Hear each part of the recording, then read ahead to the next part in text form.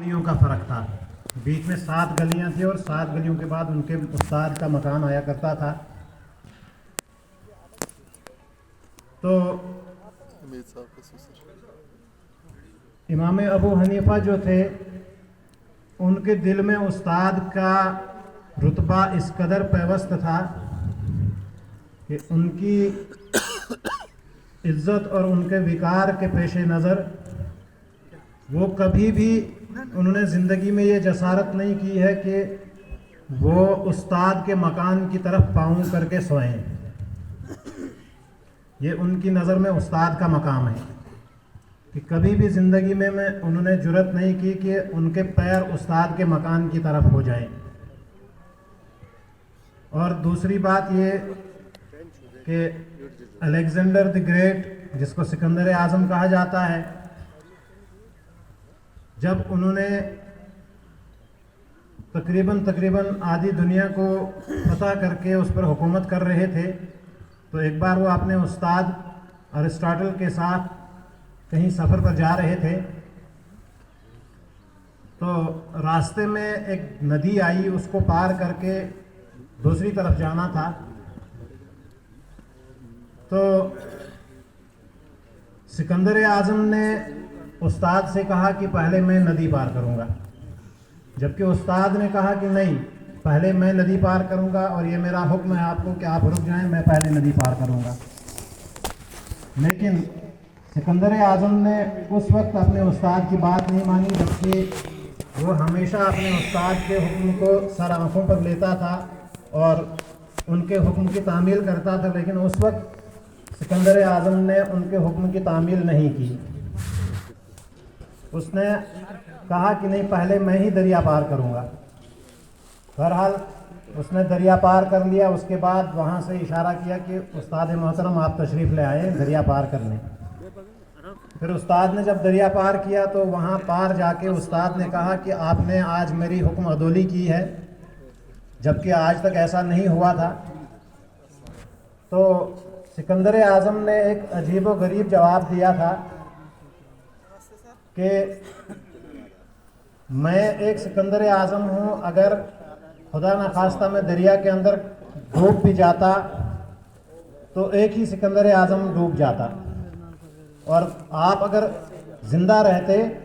तो मेरे जैसे न जाने कितने सिकंदर आज़म पैदा हो सकते हैं। लेकिन अगर आप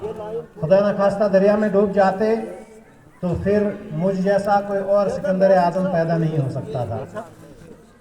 गोया उनके दिल में ये उस्ताद का मकाम था, और यही वो उस्ताद है कि जो इंसान को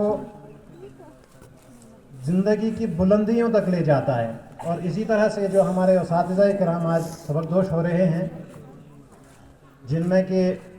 मोहतरम मंजूर साहब, जिनको पूरी भलेसा की आवाम जानती है, इनकी खिदमात को,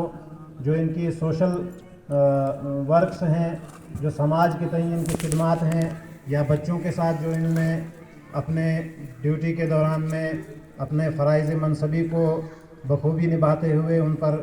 जो हैं बहुत सारे एहसानात किए हैं, उनको कोई फरामोश नहीं कर सकता। इसी तरह से बाकी जो दूसरे असातिज़ा किराम हैं, उनका भी एक बहुत बड़ा रोल रहा है सोसाइटी के अंदर। तो सभी को मैं मुबारकबाद पेश करता हूँ कि उन्होंने अपनी खिदमात को बहुस्न खूबी अंजाम दिया है। बहरहाल ये कानून कुदरत है कि जो चीज़ दुनिया में आती है वो हमेशा वहाँ नहीं रहती है, उसको एक दिन अपने मुकर्रर वक्त पर जो है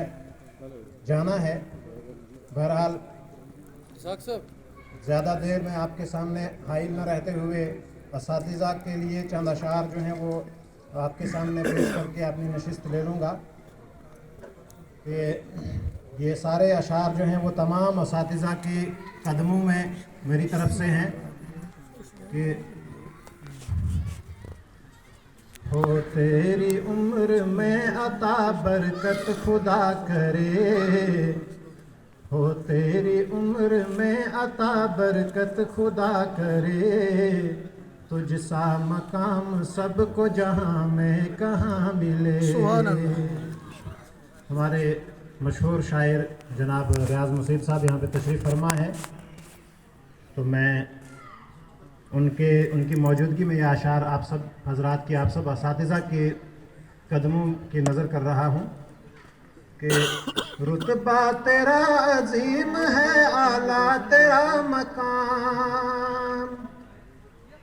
رتبہ تیرا عظیم ہے، اعلیٰ تیرا مقام،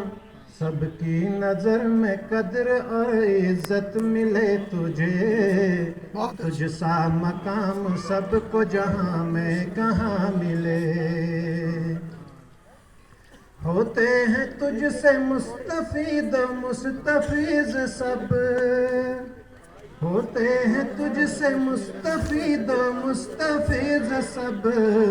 در تیرے فیض عام کی خاطر رہیں کھلے، تجھ سا مقام سب کو جہاں میں کہاں ملے۔ بہت اچھا اور تو مثل ہے شہباز کی جو اپنے بچوں کو، تو مثل ہے شہباز کی جو اپنے بچوں کو، کوہسار کی سنگ لاکھیوں میں بھی تو پال لے، تجھ سا مقام سب کو جہاں میں کہاں ملے، معصوم سی کلیوں کا ہے تیرے کرم پہ کل، معصوم سی کلیوں کا ہے تیرے کرم پہ کل، ان کی چٹک ان کی مہک ہے تیرے ہی دم سے، تجھ سا